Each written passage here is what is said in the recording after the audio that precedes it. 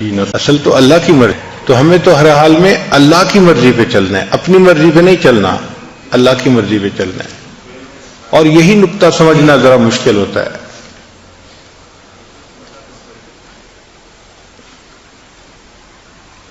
اس دنیا میں اتنا کسی اور بت کی پرستش نہیں کی گئی جتنا نفس کی پرستش کی گئی ہے.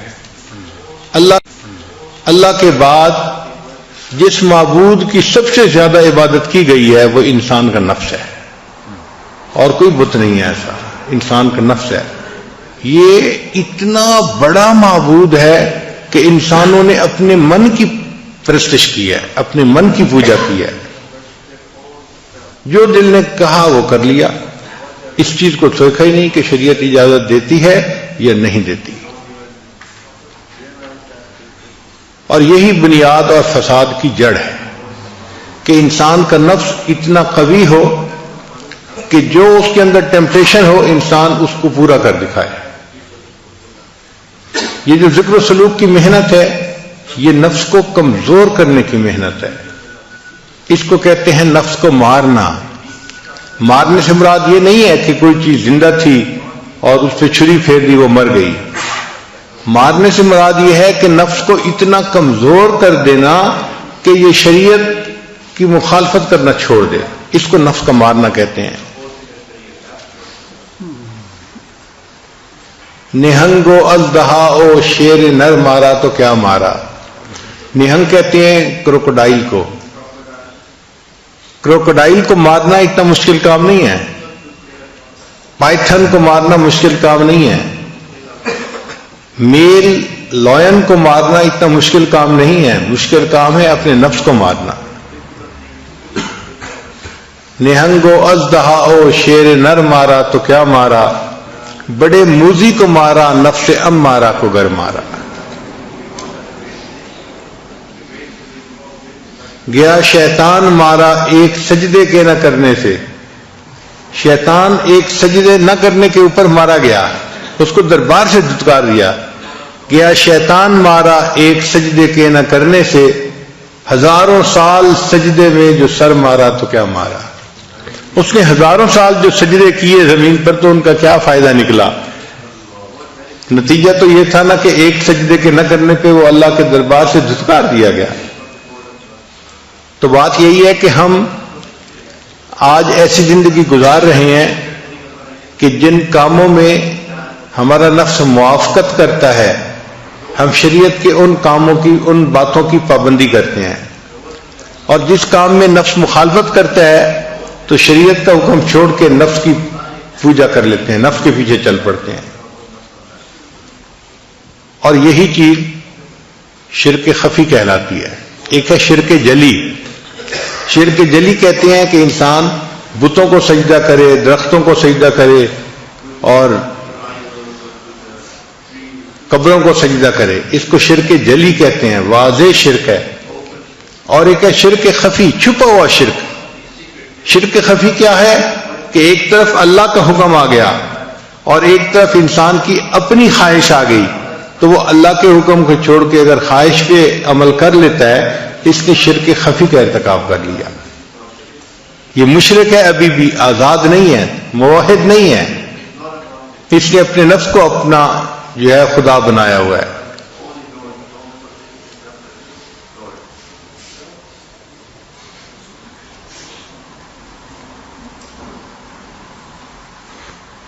تو یہ ذکر و سلوک کی محنت انسان کو سکھاتی ہے کہ ہم نے اپنے نفس کی خواہشات کو کیسے توڑنا ہے، کیسے چھوڑنا ہے اور اس کو کیسے رد کرنا ہے. اپنی ٹیمپٹیشنز کو کیسے ہمیں برداشت کرنا ہے. انسان کے اندر ذکر کرنے سے یہ قوت آ جاتی ہے. پھر اس کا دل چاہتا ہے کہ میں دیکھوں غیر محرم کی طرف، مگر نہیں دیکھتا. اس کا دل چاہتا ہے کہ میں زبان سے یہ بات نکالوں مگر وہ دوسرے کی غیبت نہیں کرتا. وہ اپنے آپ کو شریعت کا پابند کر لیتا ہے. اور یہی چیز انسان کی کامیابی کی بنیاد ہے. اب نفس کمزور ہو جائے اس کے لیے ہمارے اکابر نے بہت محنتیں کروائیں. چنانچہ آپ شروع دور میں دیکھیں اکابرین میں تو وہ اپنے خواہشات کو توڑنا اس پر بہت محنت کرواتے تھے، بہت محنت کرواتے تھے. دل میں چاہت پیدا ہوئی نہیں پوری کرنی تاکہ نفس کمزور ہو جائے. مقصد کیا تھا؟ نفس کمزور ہو جائے. یہاں تک کہ اگر پانی کا گھڑا دھوپ میں پڑا ہے تو جی چاہا کہ اس کو اٹھا کے میں سائے پہ رکھ دوں، ٹھنڈا ہو جائے گا پانی ذرا، تو نہیں، نفس چونکہ چاہ رہا ہے میں نے ایسا نہیں کرنا، تو نہیں کرتے تھے. پھر کھانا نہیں کھاتے تھے. بعض کے بارے میں تو یہاں تک مشہور ہے کہ انہوں نے روٹی لکڑی کی بنوائی اور گلے میں لٹکا لی. جب بھوک لگتی تھی تو وہ لکڑی کی روٹی کو دانتوں میں چباتے تھے. اے نفس، تو مجھے اللہ کی مخالفت پہ جو ہے آمادہ کرتا ہے، میں تجھے کھانا کیوں دوں؟ تو کھانا ہی نہیں کھاتے تھے، اتنا مجاہدہ کرتے تھے. پانی نہیں پیتے تھے، کھانا نہیں کھاتے تھے. یہ جو ہے نا قلت کلام، قلت منام، قلت طعام، یہ سب ٹرم نکلی اسی لیے اپنے نفس کو کمزور کرنے کی خاطر کہ انسان کم بولتا ہے تو کم گناہ کرتا ہے، تو کم بولے. آج کل ہم زیادہ بولنے کے مریض ہیں، اس لیے ہمیں بار بار اعلان کرنا پڑتا ہے بھئی مسجد ہے، اعتکاف ہے، آپ آہستہ بولیں، آہستہ بولیں. اس کی وجہ کیا ہوتی ہے کہ ہم نے چپ کے مزے نہیں لیے ہوتے، ہمیں خبر ہی نہیں کہ چپ کے مزے کیا ہوتے ہیں. یہ چپ کے مزے ایسی نعمت ہیں کہ جس بندے کو نصیب ہو جائے اس کا بولنے کو دل نہیں چاہتا، وہ خاموش بیٹھا اپنے رب کی یاد میں لگا ہوا ہوتا ہے. حضرت خواجہ باقی رحمت اللہ علیہ بہت خاموش رہتے تھے. ایک بندے نے کہا کہ حضرت آپ کچھ نصیحت کریں، آپ کی نصیحت سے لوگوں کو فائدہ ہوگا. تو حضرت نے جواب میں کہا جس نے ہماری خاموشی سے کچھ نہیں پایا وہ ہماری باتوں سے بھی کچھ نہیں پائے گا. جس نے ہماری خاموشی سے کچھ نہیں پایا وہ ہماری باتوں سے بھی کچھ نہیں پائے گا. تو خاموش رہنا آسان کام نہیں ہے. بندے کی ایک طبیعت بنی ہوتی ہے بولنے کی، اور ذرا موقع ملتا ہے تو بولنا ہی شروع کر دیتا ہے، رکنا بھی چاہے تو رک نہیں سکتا. اور جس کو خاموشی کے مزے اللہ تعالیٰ فرما دیں اس کا دل گھبرا رہا ہوتا ہے کہ کیوں اتنی ٹر ہو رہی ہے. جیسے برسات کے موسم میں مینڈک ہوتے ہیں نا تو ٹر ہو رہی ہوتی ہے، ایک آواز آ رہی ہوتی ہے مستقل. اسی طرح بندہ چپ نہیں رہ سکتا، ٹر کرتا رہتا ہے، بولتا رہتا ہے، بولتا رہتا ہے.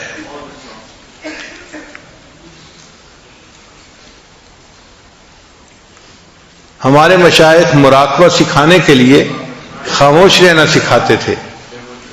چنانچہ حضرت اقبستانی رحمۃ اللہ کی خانقاہ پہ جو بندہ تربیت کے لیے آتا تھا پہلا کام اس کے ذمہ لگتا تھا کہ آپ نے کلام نہیں کرنا، بات نہیں کرنی، چپ رہنا ہے.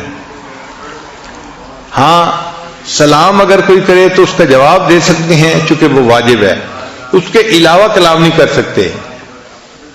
تو صرف سلام کا جواب دینے کی اجازت تھی، اس کے علاوہ کلام کرنے کی اجازت نہیں تھی.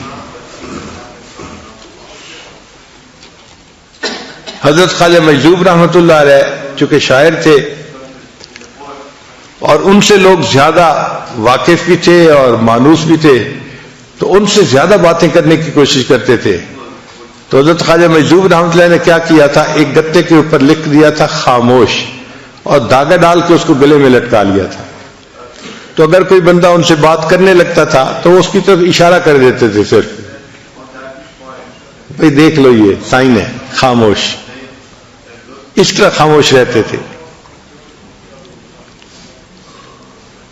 حضرت مفتی محمد شفیع رحمۃ اللہ علیہ اور حضرت مولانا یوسف بن نوری رحمۃ اللہ علیہ کے بارے میں آتا ہے کہ جب دونوں شہزادوں نے علم حاصل کر لیا تو تھانہ بھون حاضر ہوئے کہ حضرت کی خدمت میں کچھ وقت رہتے ہیں.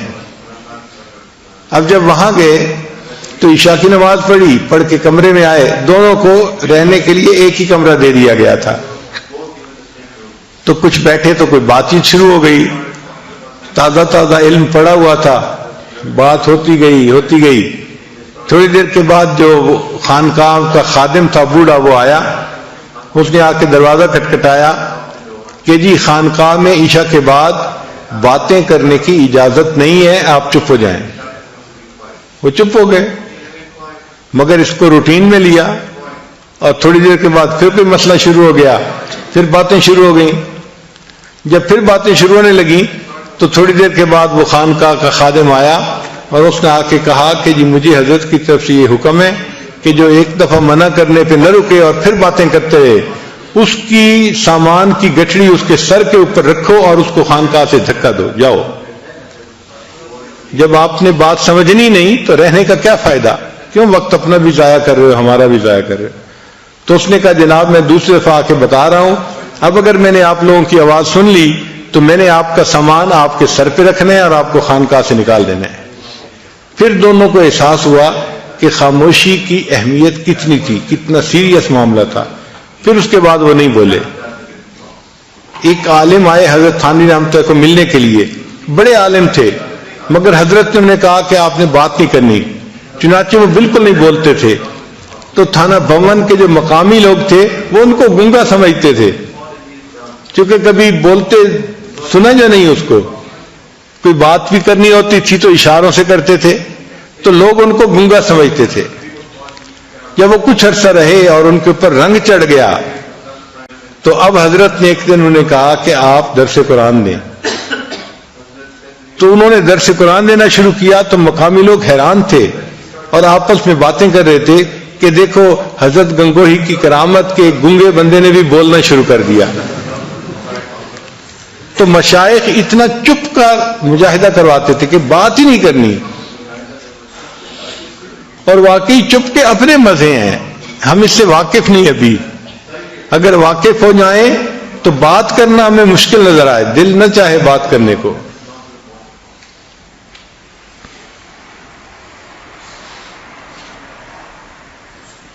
تو خانقاہوں میں جو رکھ کے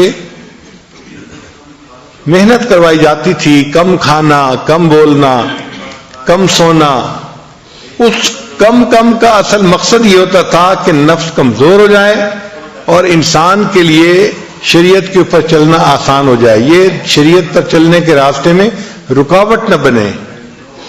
اس لیے اپنی خواہشات کو توڑنا یہ سب سے بڑی چیز سکھائی جاتی تھی کہ بھئی کوئی بھی خواہش دل میں پیدا ہو اس پر عمل نہیں کرنا۔ حضرت عبداللہ ابن عمر رضی اللہ تعالیٰ عنہ کے دل میں ایک مرتبہ خواہش پیدا ہوئی کہ میں مچھلی کھاؤں، بیمار بھی تھے، آخری وقت تھا۔ تو بیوی نے مچھلی بنوائی، جب مچھلی بن کے تیار ہوئی اور دسترخوان پہ لائی گئی تو اس وقت دروازے پہ ایک سائل آ گیا، اس نے کہا جی کہ مجھے اللہ کے لیے کچھ دے دو۔ حضرت نے وہ مچھلی اٹھا کے سائل کو پکڑا دی کہ میں نے اس کو آخرت کے لیے ذخیرہ بنا دیا۔ یعنی اپنی خواہش پہ عمل نہیں کرنا کہ میرے اندر چاہت جو پیدا ہوئی تھی کہ میں مچھلی کھاؤں، میں نے اپنی چاہت پہ عمل نہیں کرنا۔ اور آج کل تو اپنی ہی چاہت کا یعنی ماحول بنا ہوا ہے، ہر بندہ کیا مرد اور کیا عورت کرنا وہ ہے جو میرا دل چاہے، میرا جی چاہے، چھوٹے سے لے کے بڑے تک ایک ہی چیز ہے، اپنی خواہش پہ عمل کرنا۔ اس وجہ سے آج نفس اتنے موٹے ہیں کہ انسان کے قابو میں نہیں، اور ان کو کمزور کرنا ایک مشکل کام بن گیا ہے۔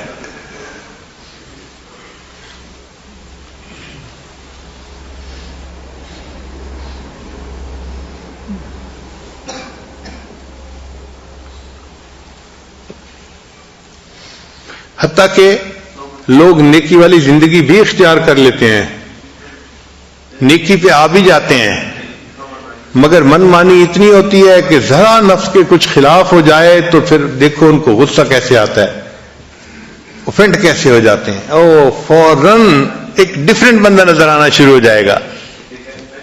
ناگوار چیز تو برداشت ہی نہیں نہ ہوتی، اور اسی لیے ہمارے مشائخ جو ڈانٹ ڈپٹ کیا کرتے تھے نا، اس کا مقصد اصل یہی تھا کہ ناگوار چیز کو برداشت کرنے کی عادت آ جائے، اصل مقصد یہ تھا۔ اور انہوں نے فرمایا کہ اگر شیخ بلا وجہ کسی بندے کو جوتے مارے تو اس کو چاہیے کہ وہ جوتا پھر اٹھا کے اپنے شیخ کو دے۔ اور یہاں تو بات بات پہ لاجکس چلتی ہیں، اور یہ ایسے ہے اور یہ ایسے ہے، اور مقصد کیا ہوتا ہے کہ بس جو میری خواہش ہے وہ پوری ہو جائے۔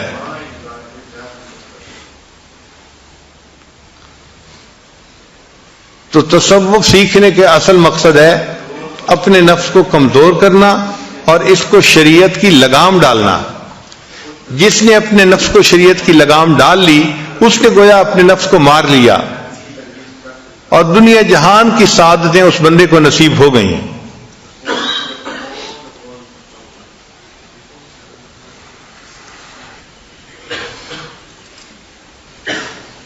چنانچہ تمام باطنی بیماریوں کا تعلق نفس کے ساتھ ہے.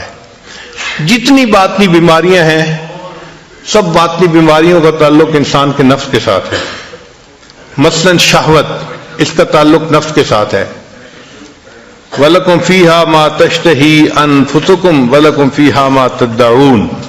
تو دیکھا شہوت کی نسبت نفس کے ساتھ کی گئی، تو شہوت کا تعلق بھی انسان کے نفس کے ساتھ ہے. پھر خواہشات کا تعلق بھی نفس کے ساتھ ہے. وَنَهَى النَّفْسَ عَنِ الْهَوَىٰ، اور جس نے اپنی خواہشات، اپنے نفس کو خواہشات کے پورا کرنے سے روک لیا تو خواہشات کا تعلق بھی نفس کے ساتھ. پھر تیسری چیز ہے حماقت. حماقت کا تعلق بھی نفس کے ساتھ ہے. إِلَّا مَنْ سَفِهَ نَفْسَهُ، سفاہت کہتے ہیں احمق یعنی حماقت کو. تو إِلَّا مَنْ سَفِهَ نَفْسَهُ، مگر وہی کہ جس نے احمق بنایا اپنے آپ کو، تو اس کا تعلق بھی نفس کے ساتھ ہوا. پھر بخل کا تعلق بھی نفس کے ساتھ ہے.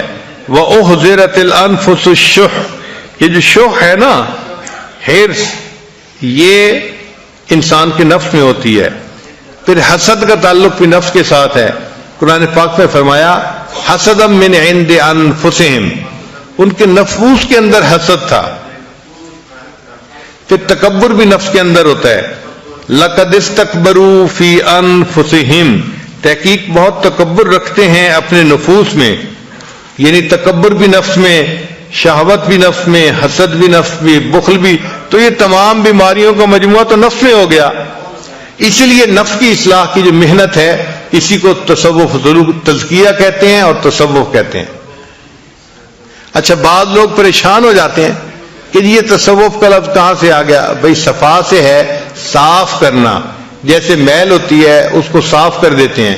نفس کے اوپر جو میل آئی ہوئی ہے، قلب کے اوپر جو میل آئی ہوئی ہے، اس کو صاف کرنا، اس کو تصوف کہہ دیا. آپ کوئی اور لفظ بولنا چاہتے ہیں تو اور بول دیں، حقیقت کو تو نہیں نا آپ رد کر سکتے. نفس کی خواہشات کو روکنا، ان کو چھوڑنا، نفس کو کمزور کرنا، یہ وہ تعلیم ہے جو قرآن و حدیث میں دی گئی ہے، اور اس کا انکار کوئی نہیں کر سکتا. وہی بندہ جنت میں جائے گا جس نے اپنی خواہشات کو روکا. بلکہ فرمایا وَأَمَّا مَنْ خَافَ مَقَامَ رَبِّهِ، جو اپنے رب کے سامنے کھڑا ہونے سے ڈرا. وَنَهَى النَّفْسَ عَنِ الْهَوَىٰ، اور اس نے اپنے نفس کو خواہشات میں پڑنے سے روک لیا. فَإِنَّ الْجَنَّةَ هِيَ الْمَأْوَىٰ، یہ بندہ ہے جس کو قیامت کے دن جنت عطا کی جائے گی. کتابوں میں ایک عجیب واقعہ لکھا ہے کہ امام شافعی رحمۃ اللہ کے زمانے میں ایک حاکم وقت تھا جو بیوی کے ساتھ بڑے اچھے موڈ میں تھا اور بیوی کسی وجہ سے ناراض تھی.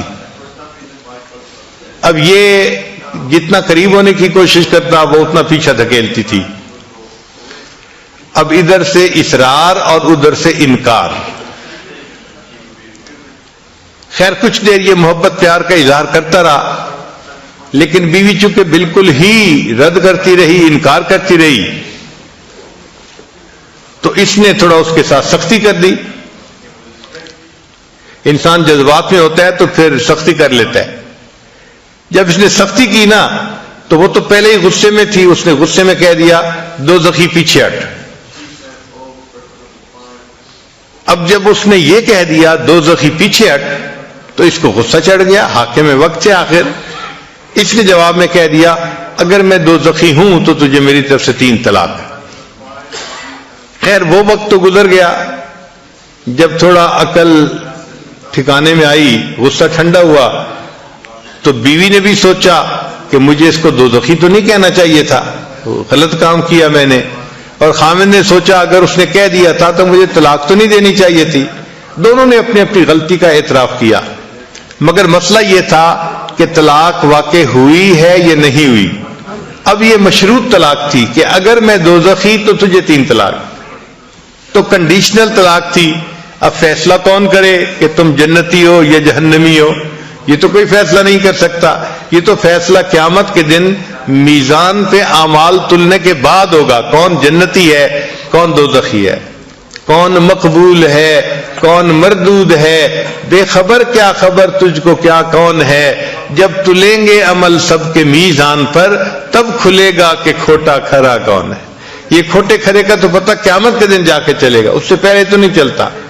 اب جس عالم سے وہ جا کے مسئلہ پوچھتے، وہ عالم کہتا بھئی میں تو نہیں اس کا جواب دے سکتا. حتیٰ کہ یہ بات ٹاک آف دی ٹاؤن بن گئی. ہر بندے کی زبان پہ یہی مسئلہ کہ جی ایسا واقعہ پیش آیا ہے اور کوئی عالم اس کا جواب نہیں دے رہا. امام شافعی رحمۃ اللہ علیہ لڑکے تھے، اس وقت چھوٹی عمر تھی. آپ نے بات سنی تو آپ نے فرمایا کہ ہاں میں اس مسئلے کا جواب دے سکتا ہوں. چنانچہ بادشاہ کو اطلاع ملی تو بادشاہ نے بندے بھیج کے ان کو بلوایا. جب امام شافعی رحمۃ اللہ ان کے پاس پہنچے تو انہوں نے کہا کہ بھئی آپ کیا پوچھنا چاہتے ہیں؟ اس نے کہا جی میں یہ پوچھنا چاہتا ہوں کہ میری بیوی کو طلاق ہوئی یا نہیں ہوئی. تو امام شافعی رحمۃ اللہ نے فرمایا کہ اس کے لیے میں آپ سے ایک بات پوچھوں گا نجی زندگی کے بارے میں، آپ مجھے صحیح صحیح جواب دیں، پھر میں آپ کو اس کا جواب بتاؤں گا. اس نے کہا پوچھیں.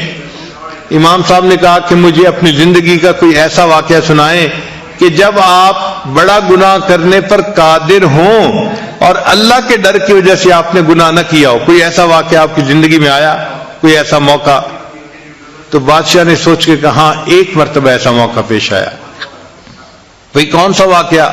اس نے کہا جی کہ ایک دفعہ میں دفتر سے ذرا جلدی اپنے گھر آ گیا اور جب میں اپنے کمرے میں داخل ہوا تو میرے کمرے میں جو کام کرنے والی ایک نوجوان لڑکی تھی وہ کام کر رہی تھی، یعنی بستر ٹھیک کر رہی تھی، صفائی کر رہی تھی. میں کمرے میں داخل ہوا تو میں نے کنڈی لگا دی. جب کمرے میں دیکھا تو وہ جوان لڑکی میرے بیڈ کے پاس موجود ہے. اب در میں اس کے قریب ہوا تو مجھے اس کے حسن و جمال کا اندازہ ہوا کہ وہ تو بہت ینگ لڑکی تھی اور بہت خوبصورت لڑکی تھی. تو میں نے جب اس کے حسن و جمال کو دیکھا تو میرے دل کے اندر خواہش پیدا ہوئی. اب اللہ نے عورت کو سمجھ دی ہوتی ہے، چنانچہ وہ لڑکی فوراً سمجھ گئی بادشاہ کے انداز سے کہ اس کے قدم اٹھانے کا انداز اچھا نہیں ہے. تو جب بادشاہ اس کے ذرا قریب ہوا نا تو لڑکی نے کہا یا ملک اتق اللہ، اے بادشاہ اللہ سے ڈر.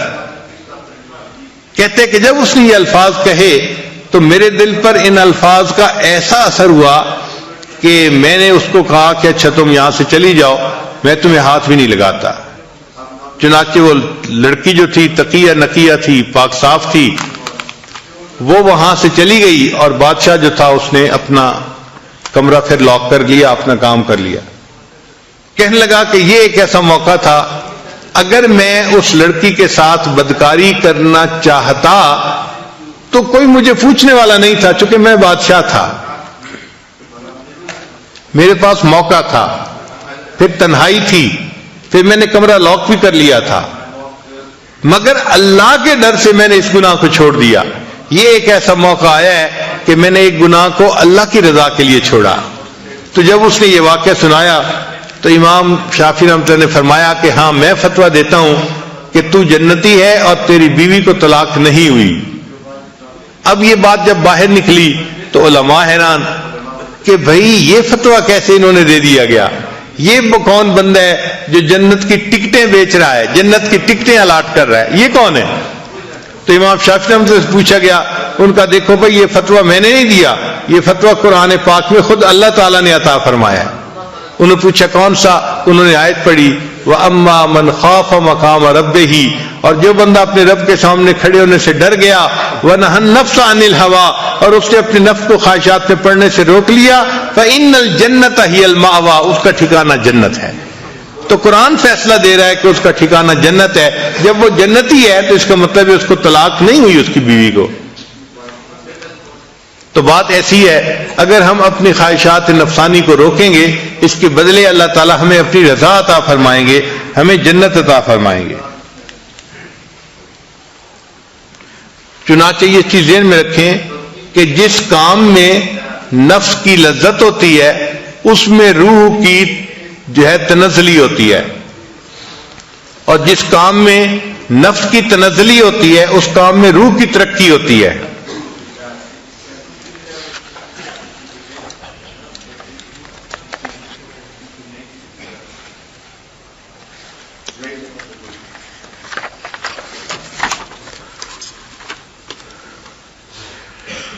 چنانچہ جس کام سے نفس کے اوپر چوٹ پڑتی ہے اس کام سے انسان کو روحانی ترقی نصیب ہوتی ہے، اور جس چیز سے نفس کو لذتیں مل رہی ہوتی ہیں اس سے انسان کی روحانی تنزلی ہوتی ہے۔ کہتے ہیں کہ حضرت بایزید بسطامی رحمۃ اللہ کو ایک مرتبہ خواب میں اللہ تعالیٰ کی زیارت نصیب ہوئی۔ خواب میں زیارت کا نصیب ہونا یہ ممکن ہے، بزرگوں نے لکھا ہے کتابوں میں۔ تو انہوں نے اللہ سے پوچھا، اے اللہ کیف اصل الیہ، میں آپ تک کیسے پہنچ سکتا ہوں؟ میں آپ تک پہنچنا چاہتا ہوں، اے اللہ میں آپ تک کیسے پہنچ سکتا ہوں؟ تو رب کریم نے آگے سے جواب دیا، اے میرے پیارے، دع نفسک و تعال، تو اپنے نفس کو چھوڑ دے اور میرے تک آ جا۔ اس لیے بایزید بسطامی رحمۃ اللہ فرمایا کرتے تھے کہ جنت 2 قدم ہے۔ اکثر محفلوں میں فرماتے تھے جنت 2 قدم ہے، جنت 2 قدم ہے۔ تو کسی نے کہا کہ حضرت آپ کیسے کہتے ہیں کہ جنت 2 قدم ہے؟ آپ نے فرمایا پہلا قدم اپنے نفس پہ رکھ لو، تمہارا دوسرا قدم جنت سے پہنچ جائے گا۔ تو پہلا قدم نفس پہ رکھنا پڑتا ہے، تب نفس مرتا ہے، ورنہ نہیں نفس مرتا۔ اور یہ ذہن میں رکھنا کہ ہمارا بدترین دشمن ہو ہمارا اپنا نفس ہے۔ حدیث پاک ہے، اعداء عدوک نفسک التی بین جنبیک، کہ تم اپنے نفس سے دشمنی رکھو، وہ نفس جو تمہارے جو ہے وہ پہلو کے درمیان میں ہے، وہ تمہارا سب سے بڑا دشمن ہے۔ ہم اپنے نفس کو پالنے میں لگے ہوتے ہیں اور نفس ہمیں جہنم میں دھکے دینے میں لگا ہوتا ہے۔ اور یہ نفس ایسا مکار ہے کہ اس کا مکر شیطان سے بھی زیادہ۔ آپ دیکھیں کہ شیطان نے آدم علیہ السلام کو سجدہ نہ کیا، اس نے اللہ کی نافرمانی کی، تو سوال پیدا ہوتا ہے کیوں نافرمانی کی؟ اس وقت تو کوئی اور شیطان نہیں تھا جس نے اس کو ورغلایا ہو، تو اس نے کیوں سجدہ نہیں کیا تھا؟ تو علماء نے لکھا ہے اس وقت شیطان تو کوئی اور نہیں تھا مگر اس کے نفس نے اس کو ورغلایا۔ تو نفس وہ بدبخت ہے، بدکار ہے کہ جس نے عزازیل کو شیطان بنوا دیا۔ یعنی شیطان کو شیطان بنوانے والا جو گرو گنٹھال ہے وہ نفس ہے۔ تو نفس جو ہے یہ زیادہ بڑا دشمن ہوا۔ اب انسان کو گناہ کا جو خیال آتا ہے نا، کئی مرتبہ شیطان کی طرف سے آتا ہے، کئی مرتبہ نفس کی طرف سے آتا ہے، تو سالک کو پتہ نہیں چلتا کہ یہ کدھر سے جو ہے وہ میسج آ رہا ہے، کون میسج بھیج رہا ہے گناہ کا۔ تو ہمارے بزرگوں نے اس کو کھول دیا۔ وہ فرماتے ہیں کہ جب گناہ کا کوئی خیال آئے اور بار بار اسی گناہ کا تقاضا ہوتا رہے کہ یہی گناہ کرنا ہے، تو سمجھ لو کہ یہ نفس کی طرف سے ہے۔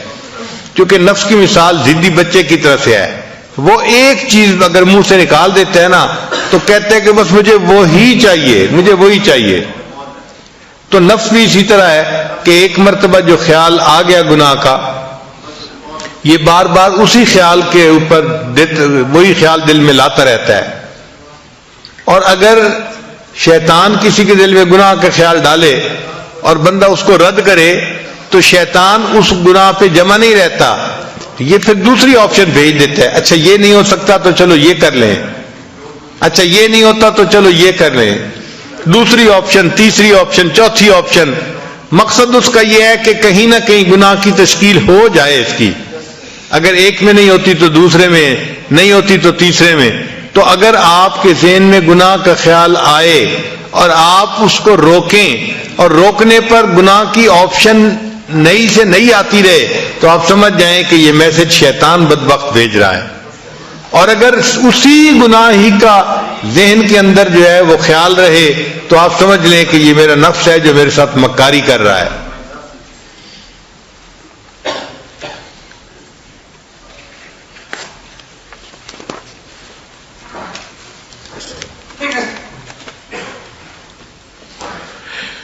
اسلام کی آفت نفس کی خواہشات ہیں۔ حضرت امام ربانی حضرت مجدد ثانی رحمۃ اللہ اپنے مکتوبات میں اس پہ بہت تفصیل لکھتے ہیں.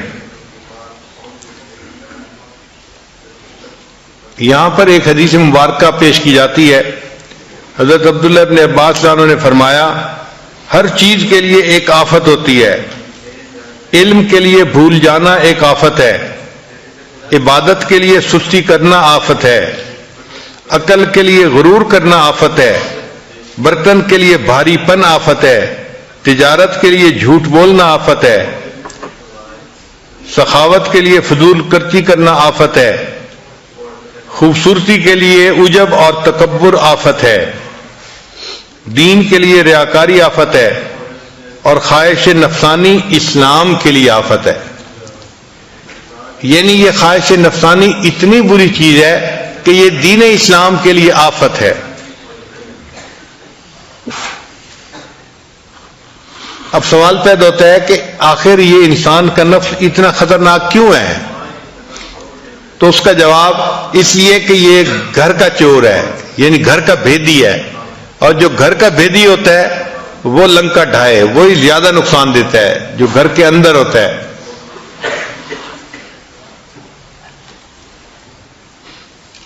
پہلے زمانے میں ہل چلاتے تھے تو دو بیل ہل میں جوتے تھے, ایک اندر کی طرف ایک باہر کی طرف. جب چکر لگاتے تھے تو ایک اندر چکر لگاتا تھا, ایک باہر چکر لگاتا تھا. آج کل تو ٹریکٹر آ گئے ہیں, معاملہ ہی دوسرا ہو گیا. ایک بزرگ کھڑے تھے تو انہوں نے دیکھا کہ اچانک وہ جو کسان تھا نا, اس نے اندر والے بیل کو مارنا شروع کر دیا. تو اس نے پوچھا بھئی تم باہر والے کو نہیں مار رہے, اندر والے کو کیوں مارتے جا رہے ہو؟ اس نے کہا کہ اس نے ٹاپا مارا ہے. ٹاپا مارنا کہتے ہیں کہ آپ ہل چلا رہے ہیں پھر کوئی چیز جگہ درمیان میں زمین کی چھوڑ کے, یعنی روٹین سے ہٹ کے جگہ چھوڑ کے آگے چلے جانا, اس کو ٹاپا کہتے ہیں. اور جب بھی وہ ٹاپا مارتے ہیں تو اندر والا بیل جو ہے نا وہ بدماشی کرتا ہے, جس کی وجہ سے کچھ زمین خالی رہ جاتی ہے, ورنہ تو روٹین میں چلتا رہتا ہے سلسلہ. تو جس طرح انہوں نے پھر فرمایا کہ میاں اگر بیل نے ٹاپا مارا تم اس کو اتنا مار رہے ہو, جو تمہارا نفس ٹاپے مار رہا ہے, اگر اللہ نے تو اسے پوچھ لیا تو تمہارا کیا بنے گا؟ تو ہم بھی جو گناہ کرتے ہیں وہ ہمارا نفس ٹاپے مار رہا ہوتا ہے, ہمارا نفس ہمیں مکاری کے ساتھ گناہ کی طرف متوجہ کر رہا ہوتا ہے.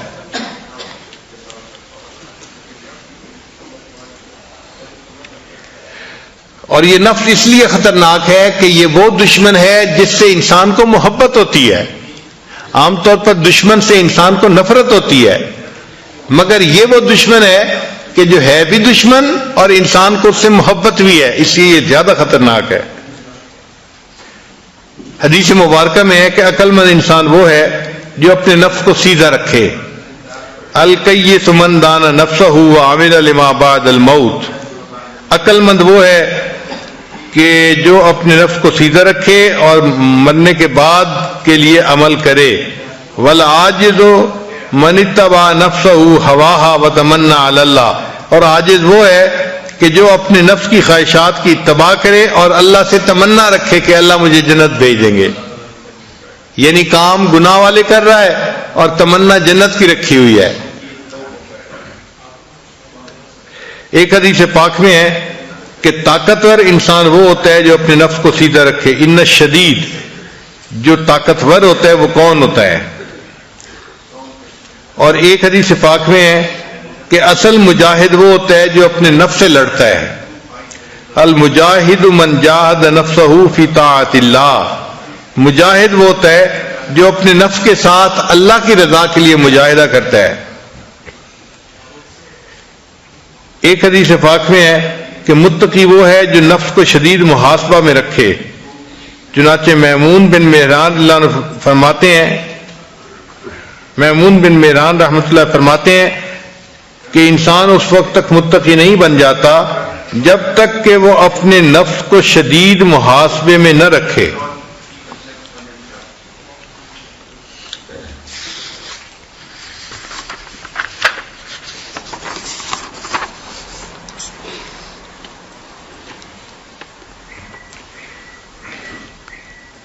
سیدنا صدیق اکبر نے فرمایا کرتے تھے کہ جو شخص اپنے نفس کو اللہ کی خاطر فنا کر دیتا ہے وہ اللہ کے عذاب سے محفوظ ہو جاتا ہے.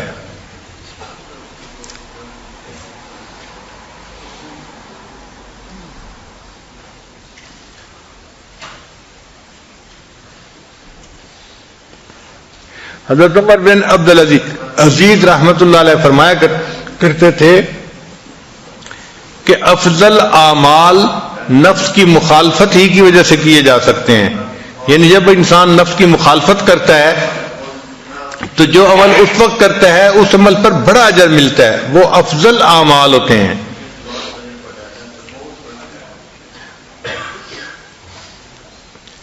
جو بندہ اپنے نفس کی خواہشات کی پیروی کرتا ہے اللہ تعالیٰ اس سے نیک اعمال کی توفیق چھین لیتے ہیں.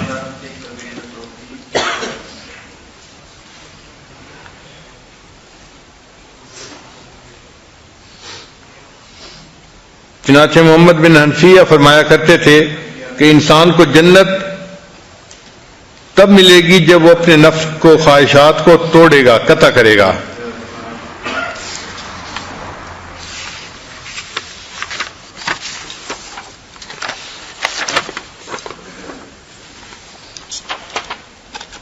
اس لیے ہمارے مشائخ نے کہا ہے کہ جہاد کا آغاز اپنے نفس سے کرو.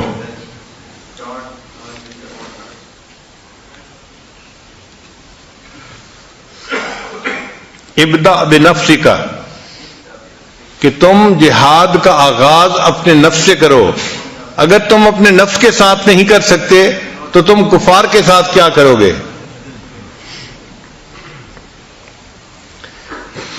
مکتوبات شریفہ کی عبارات سنیں. امام ربانی حضرت مجدد ثانی رحمۃ اللہ نے لکھی ہیں. فرماتے ہیں طالب و مطلوب کے درمیان سب سے بڑا حجاب طالب کا نفس ہے. یعنی اللہ اور بندے کے درمیان جو سب سے بڑا حجاب ہے وہ بندے کا اپنا نفس ہے. پھر آگے فرماتے ہیں میرے مخدوم و مکرم انسان کا نفس امارہ جاہ و ریاست کی محبت پر پیدا کیا گیا ہے. اس کی تمام ہمت و کوشش اپنے ہم اثروں پر بلندی حاصل کرنا ہے اور وہ فطری طور پر اس بات کا خواہاں ہے کہ تمام مخلوقات اس کی محتاج اور اس کی اوامر و نواہی کے تابع ہو جائے اور وہ خود کسی ایک کا بھی محتاج اور محکوم نہ ہو. اس کا یہ دعویٰ الوہیت خدا ہونے اور خدا کے بے مثل جل سلطانہ کے ساتھ شرکت کا دعویٰ ہے، بلکہ وہ بدبخت شراکت پر بھی راضی نہیں ہے بلکہ چاہتا ہے کہ حاکم صرف وہی ہو اور باقی سب اس کے محکوم ہو. تو نفس کی جو یہ چاہت ہے نا کہ میری خواہش پوری ہو، یہ اصل میں الوہیت کا دعویٰ ہے. وہ چاہتے ہیں کہ بس میرا حکم چلے. نفس کی مدد کرنا در حقیقت خدا کے دشمن کو تقویت دینا ہے. حدیث قدسی میں آیا ہے عاد نفسک فإنها انتصبت بمعاداتی، اپنے نفس سے دشمنی رکھ کیونکہ بلا شک وہ میری دشمنی پر کمر بستہ ہے.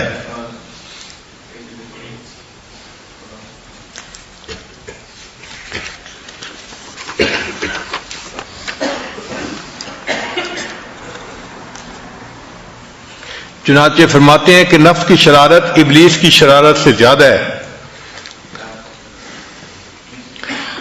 فرماتے ہیں کہ ابلیس نے اللہ تعالیٰ کے حکم کی نافرمانی کی اور انا خیر منہ کہا کہ میں اس سے بہتر ہوں.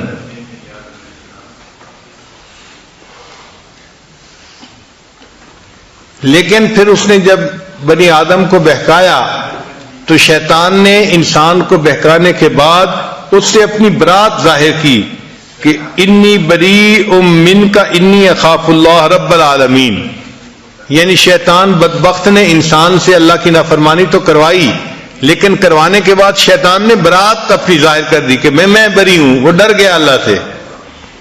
لیکن نفس ایسا باغی ہے کہ اس نے کہا انا ربکم الاعلی، اور اس پر وہ نہ نادم ہوا نہ پریشان ہوا اور نہ اس سے اس نے برات کا اظہار کیا. اس سے پتہ چلا کہ نفس کی شرارت زیادہ ہے بنسبت ابلیس یعنی شیطان کے.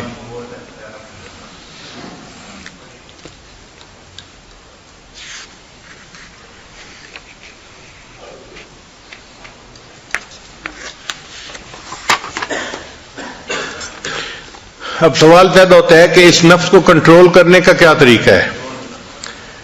تو 3 باتیں بڑی اہم ہیں. پہلی بات کہ نفس کو شہوات سے روکا جائے. کوئی بھی خواہش نفسانی انسان کے ذہن میں پیدا ہو فوراً اس پر عمل نہیں کرنا چاہیے، بلکہ اس کو روکنا چاہیے، اس پہ عمل نہیں کرنا. تو نفس کو خواہشات سے روکا جائے، پہلی بات. دوسری بات، نفس پر عبادات کا بوجھ ڈالا جائے.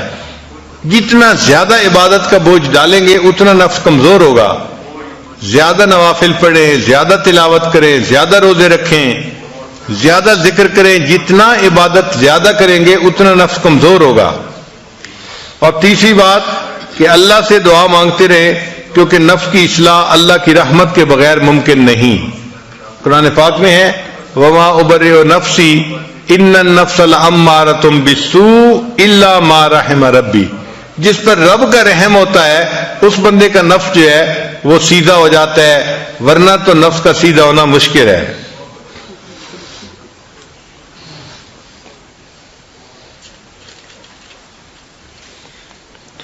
حضرت اقدس تھانوی رحمۃ اللہ نے فرمایا کہ نفس کی اصلاح کے لیے 3 کام بہت اہم ہیں.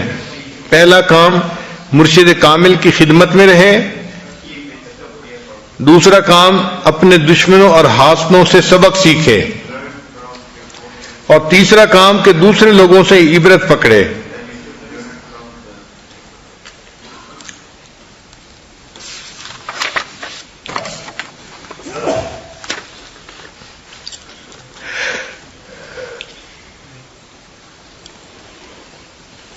امام رحمانی حضرت مجدد ثانی رحمۃ اللہ نے ایک عجیب تفصیل کی ہے. وہ فرماتے ہیں کہ شریعت کا جو حکم ہے وہ نفس کی انانیت کو توڑتا ہے. شریعت آئی ہی اسی لیے ہے کہ نفس کو پامال کرے اور اللہ کو ہی معبود حقیقی انسان بنائے. انبیاء نے آ کے وہی طریقہ سکھایا کہ جس طریقے پر چل کر انسان اپنے نفس کی مکاری سے بچ سکتا ہے اور اپنے اللہ کے پسندیدہ بندوں میں شامل ہو سکتا ہے. تو فرماتے ہیں کہ اس لیے جو مجاہدے ہم اپنی مرضی سے کرتے ہیں اس سے نفس کمزور نہیں ہوتا بلکہ اور موٹا ہو جاتا ہے. وہ سمجھتا ہے کہ میرے جیسا تو کوئی اور ہے ہی نہیں، جتنا نیک میں ہوں کوئی اور اتنا نیک ہی نہیں ہے. اور وہ فرماتے ہیں کہ ہر کام جو سنت کے مطابق کیا جائے تو اس سے نفس پامال ہوتا ہے. لہذا بہترین طریقہ اپنے نفس کو کمزور کرنے کا کہ ہر چھوٹے اور بڑے کام میں سنت کی اتباع کی جائے. کھانے میں، پینے میں، لباس میں، گفتار میں، کردار میں، چلنے پھرنے، ہر کام میں، ہر چھوٹے اور بڑے کام میں سنت کی پیروی کرنا، اس سے نفس زیادہ کمزور ہوتا ہے. فرماتے ہیں انبیاء علیہ الصلوات و تسلیمات کی بعثت سے مقصود اور شرعی احکامات میں حکمت کی وجہ یہی ہے کہ نفس امارہ عاجز اور خراب ہو جائے، کیونکہ شرعی احکامات نفسانی خواہشات کو دور کرنے کے لیے وارد ہوئے ہیں. جس قدر شریعت کے مطابق عمل کیا جائے گا اسی قدر نفسانی خواہشات زائل ہوتی جائیں گی. یہی وجہ ہے کہ خواہشات نفسانی کو دور کرنے میں شرعی احکامات میں سے ایک حکم بجا لانا ان 1000 سالہ ریاضتوں اور مجاہدوں سے بہتر ہے جو اپنی طرف سے کیے جائیں. بلکہ یہ ریاضتیں اور مجاہدے جو روشن شریعت کے مطابق واقع نہیں ہوئے نفسانی خواہشات کو اور قوت دینے والے بن جاتے ہیں.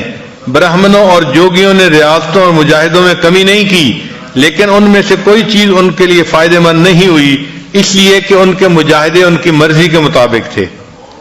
ان کے مجاہدوں نے ان کی نفس کی تقویت دی اور ان کے سوا ان کو کچھ حاصل نہ ہوا. فرماتے ہیں مثلا زکوٰۃ کی ادائیگی میں جس کا کہ شریعت نے حکم دیا ہے 1 دینار خرچ کرنا نفس کے خراب اور ذلیل کرنے میں اپنی مرضی سے 1000 دینار خرچ کرنے سے زیادہ فائدہ مند ہے. یعنی ایک بندہ اپنی مرضی سے 1000 دینار صدقہ کرتا ہے.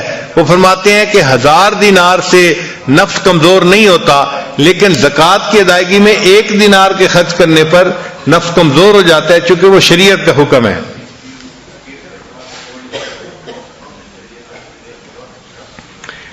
اس لیے فرماتے ہیں کہ عید الفطر کے دن کھانا کھانا اس سے نفس کمزور ہوتا ہے، اور اپنی مرضی سے پورا سال نفلی روزے رکھنا اس سے نفس کمزور نہیں ہوتا، کیونکہ وہ اپنی مرضی تھی اور یہ اللہ کے حکم کی فرما برداری تھی۔ نماز فجر کی 2 رکعتوں کو جماعت کے ساتھ ادا کرنا، جو کہ سنتوں میں سے ایک سنت کا بجا لانا ہے، اس بات سے کئی درجے بہتر ہے کہ انسان تمام رات نفل نماز ادا کرتا رہے اور فجر کی نماز جماعت کے بغیر ادا کرے۔ یعنی ایک آدمی ساری رات عبادت کرتا رہتا ہے اور فجر کی جماعت بغیر نماز کے پڑھے سو جاتا ہے، اس سے زیادہ بہتر ہے کہ وہ ساری رات سوتا رہے اور فجر کی نماز با جماعت ادا کرے۔ غرضے کہ جب تک نفس کا تزکیہ نہ ہو اور دماغ سرداری کے مال خولیہ کی پلیدی سے پاک نہ ہو، نجات محال ہے۔ اس مرض کے دور کرنے کی فکر ضروری ہے، تاکہ ایسا نہ ہو کہ اس مرض میں ابدی موت آ جائے۔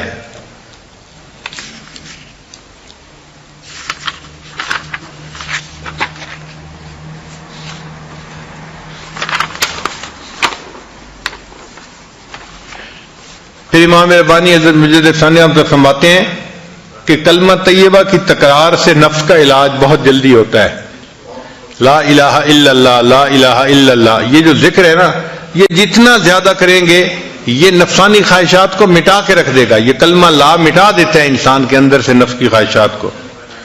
فرماتے ہیں کلمہ طیبہ لا الہ الا اللہ جو آفاقی اور انفسی معبودوں کی نفی کے لیے وضع کیا گیا ہے، نفس کے پاک کرنے میں بہت سی مفید اور نہایت مناسب ہے۔ بزرگان طریقت نے نفس کے تزکیہ کے لیے اسی کلمہ طیبہ کو اختیار کیا ہے۔ تا بجارو بلا نہ روبی را نہ رسید در سرائے الا اللہ، جب تک تو لا کی جھاڑو سے صفائی راہ کی صفائی نہیں کرے گا اس وقت تک تو الا اللہ کے باب میں داخل نہیں ہوگا۔ یعنی لا الہ کی ذکر سے معبود جو ہیں نفسانی معبود ان کی نفی ہو جاتی ہے، تو جب معبودوں کی نفی ہو جاتی ہے تو انسان کو اللہ کے دروازے پر پہنچنے کی سعادت نصیب ہو جاتی ہے۔ اس لیے لا الہ الا اللہ جو ہے یہ انسان کے دل کو روشن کر دیتا ہے۔ نبی علیہ السلام نے ارشاد فرمایا جددوا ایمانکم بلا الہ الا اللہ، بقول لا الہ الا اللہ، کہ تم لا الہ الا اللہ کے کلمے کو پڑھ کر اپنے ایمان کی تجدید کر لو، اس کو تازہ کر لیا کرو۔ اس لیے اپنے ایمان کو تازہ کرنے کے لیے سالکین کو بتایا جاتا ہے کہ وہ دن میں کم از کم 5000 مرتبہ لا الہ الا اللہ پڑھیں تاکہ ان کا ایمان تازہ رہے۔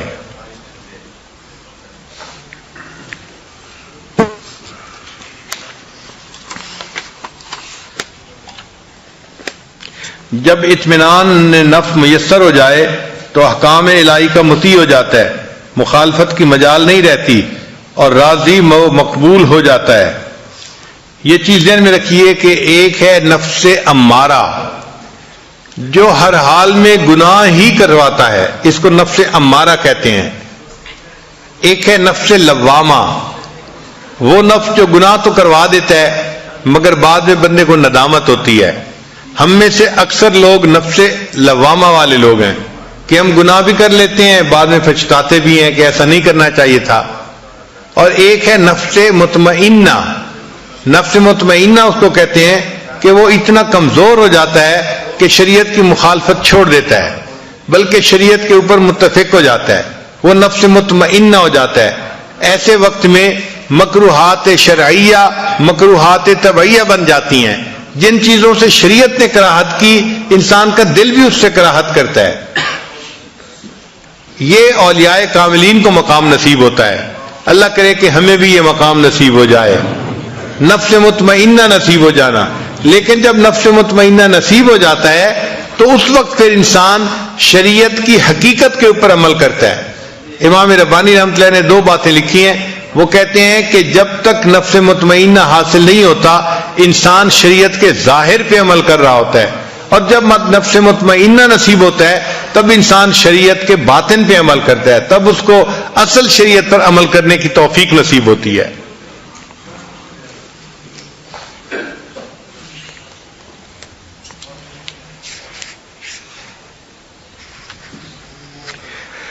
اور اس پر دلیل بڑی پیاری لائے ہیں. امام ربانی فرماتے ہیں کہ نبی اسلام نے ارشاد فرمایا لا یؤمن احدکم حتی یکون ہواہ تبعا لما جئت بہ. تم میں سے کوئی شخص اس وقت تک مومن نہیں ہو سکتا جب تک کہ اس کی خواہشات نفسانی میری شریعت کے تابع نہ ہو جائیں. تو جب خواہشات شریعت کے تابع ہو جاتی ہیں تو پھر انسان کا نفس نفس مطمئنہ بن جاتا ہے. فرماتے ہیں کہ نفس مطمئنہ کے نصیب ہونے پر انسان کو اسلام حقیقی میسر ہو جاتا ہے. اور اس پر اللہ فرماتے ہیں یا ایتھا النفس المطمئنہ ارجعی الی ربک راضیۃ مرضیہ فادخلی فی عبادی وادخلی جنتی. انسان کو جب فنائے قلب حاصل ہوتی ہے تو ولایت صغریٰ کا مقام ہے. فنائے قلب کا حاصل ہونا ولایت صغریٰ کا مقام ہے، اور فنائے نفس کا حاصل ہونا یہ ولایت کبریٰ کا مقام ہے. جب نفس کی فنا نصیب ہوتی ہے تب انسان کو ولایت کبریٰ کا مقام حاصل ہو جاتا ہے. تو اس لیے فنائے نفس کو حاصل کرنے کے لیے خوب محنت کرنی چاہیے.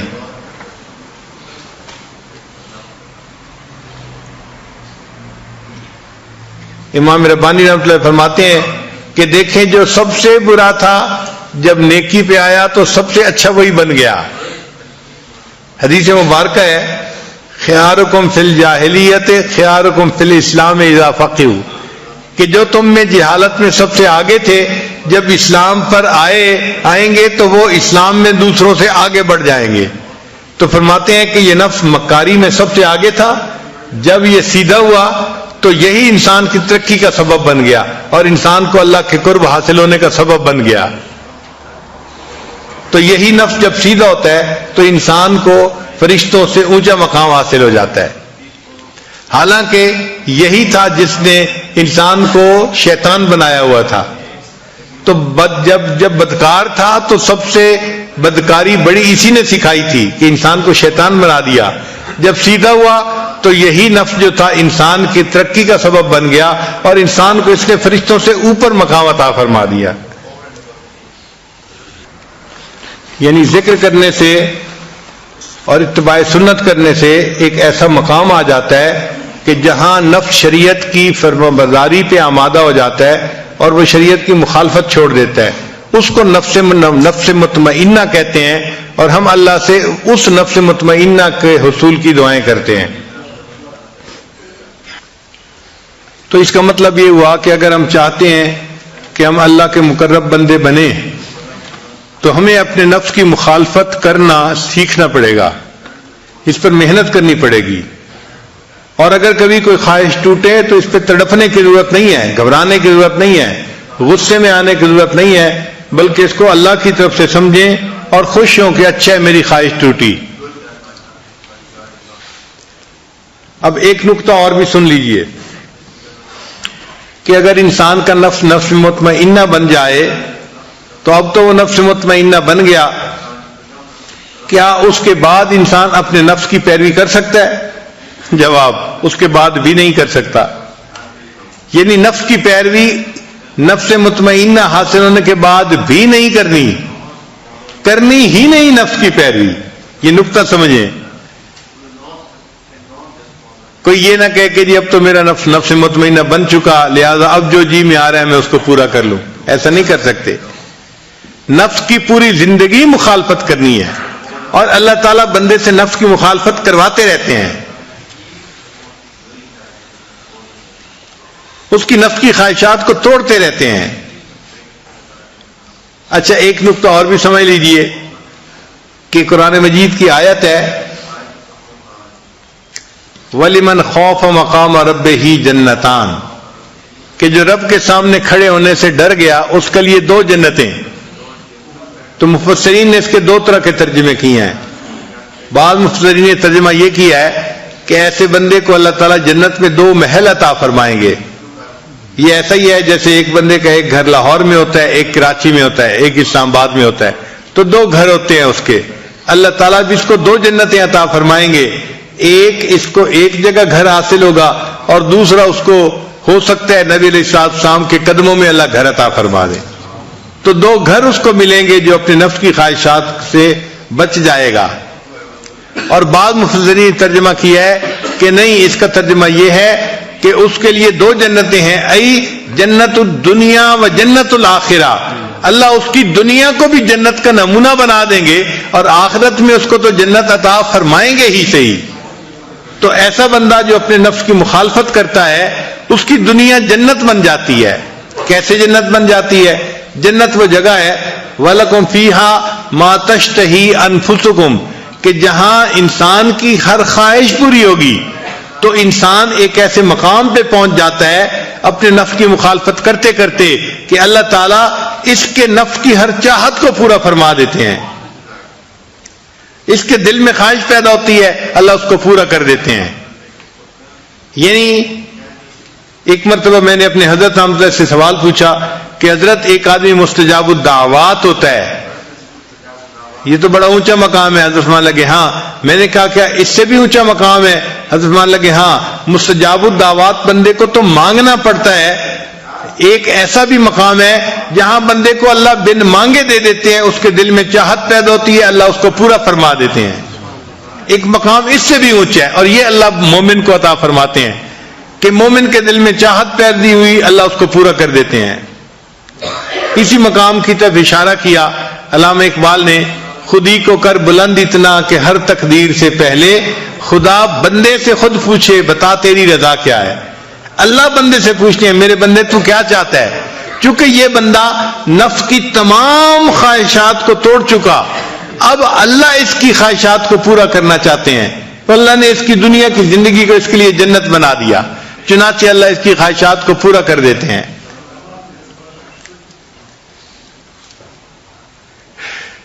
تو مقام مومن تو بڑا اونچا ہے، بڑا اونچا ہے کہ دل میں چاہت پیدا ہو، اللہ اس کو پورا فرما دے. ہمارے بعض بزرگ ایسے تھے کہ جنہوں نے اپنی زندگی کے آخری حصے میں کہا کہ ہمیں دنیا میں جنت کا مزہ آ رہا ہے، اور واقعی ان کو اللہ نے ایسی زندگی دے دی کہ ان کی جو چاہت ہوتی تھی، دل میں خواہش ہوتی تھی، پوری ہو جاتی تھی. اللہ ان کے دل کی خواہش کو پورا فرما دیتے تھے.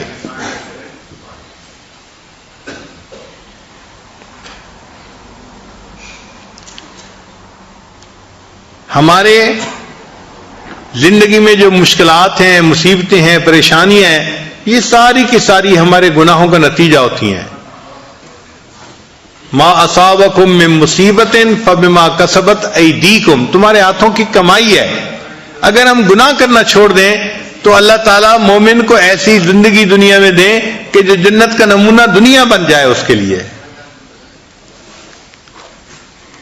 صحابہ کرام کو اللہ تعالیٰ نے دیکھو کیسی زندگی عطا فرمائی تھی کہ جو عمل ان کو وہ چاہتے تھے فوراً پورا ہو جاتا تھا. کہیں پہ دریا نے ان کو راستے دے دیے اور کہیں جانور ان کے کہنے پہ جنگل چھوڑ کے چلے گئے. پتہ چلتا ہے کہ واقعی یہ وہ مومن تھے کہ جن کی زبان سے بات نکلتی تھی اور پوری ہو جاتی تھی. اس کی وجہ کیا تھی؟ جس جسم کے اوپر اللہ کا حکم نافذ ہو جائے گا اس جسم سے نکلنے والی بات اللہ تعالیٰ دنیا کے اوپر نافذ فرما دیں گے. یہ اصول سمجھیں. یہ جو ہمارا 6 فٹ کا جسم ہے نا، اس کے اوپر ہم جتنا اللہ کے حکم کو نافذ اچھی طریقے سے کر لیں گے اتنا ہماری بات دنیا کے اوپر نافذ آسانی سے ہو جائے گی. اگر 100% اللہ کا حکم ہم نے اپنے جسم پہ نافذ کر لیا، اب ہماری زبان سے بات نکلے گی، اللہ اس بات کو دنیا کے اندر نافذ کر دیں گے، بات پوری ہو جائے گی. اس کو علامہ اقبال نے کہا ہے، عشق ہے تیری سفر، عقل ہے تیری سفر، عشق ہے شمشیر تیری. عقل ہے تیری سفر، سفر کہتے ہیں ڈھال کو. عقل ہے تیری سفر، عشق ہے شمشیر تیری. میرے درویش خلافت ہے جہانگیر تیری. ماں سو اللہ کے لیے آگ ہے تکبیر تیری. یہ جو تو اللہ اکبر کہتے ہیں نا، یہ ماں سو اللہ کے لیے آگ ہے، سب کو جلا کے رکھ دیتا ہے. ماں سے اللہ کے لیے آگ ہے تکبیر تیری، تو مسلمان ہے تو تدبیر ہے تقدیر تیری۔ اگر تو سچے معنوں میں مسلمان بن گیا، جو تو تدبیر بنائے گا اللہ فرماتے ہیں میں اس کو تیری تقدیر بنا دوں گا، وہی تیری تقدیر ہوگی۔ تو اپنی تدبیر بنائے گا میں اس کو تیری تقدیر بنا دوں گا۔ ماں سے اللہ کے لیے آگ ہے تکبیر تیری، تو مسلمان ہے تو تدبیر ہے تقدیر تیری۔ اور اخیر پہ کیا خوبصورت شعر کہا کہ محمد سے وفا تو نے تو ہم تیرے ہیں، یہ جہاں چیز ہے کیا لوح قلم تیرے ہیں۔ اے محمد، اے مومن، اگر تو نے میرے محبوب صلی اللہ علیہ وسلم سے وفا کی، یعنی ان کی اتباع کی، تو ہم تیرے ہیں، یہ دنیا کیا چیز ہے لوح قلم تیرے ہیں۔ تو مومن کو تو اللہ نے ایسا مقام عطا فرما دیا، اور یہ مقام ملتا ہے اس نفس کی جو ہے وہ اصلاح سے، اس نفس کو کمزور کرنے سے، اس نفس کو شریعت کی لگام پہنانے سے، اور اسی مقصد کے لیے ہم یہاں اکٹھے ہوئے ہیں۔ لہذا اس اعتکاف میں دعا مانگیے اللہ تعالی ہمیں نفس مطمئنہ عطا فرما دے، شریعت کی 100% تابعداری عطا فرما دے، اور اللہ ہمیں اپنے فرما بردار بندوں میں شامل فرما لے۔ وآخر دعوانا ان الحمد للہ رب العالمین۔ تھوڑی دیر مراقبہ کر لیجیے، آنکھوں کو بند کر لیجیے، سر کو جھکا لیجیے۔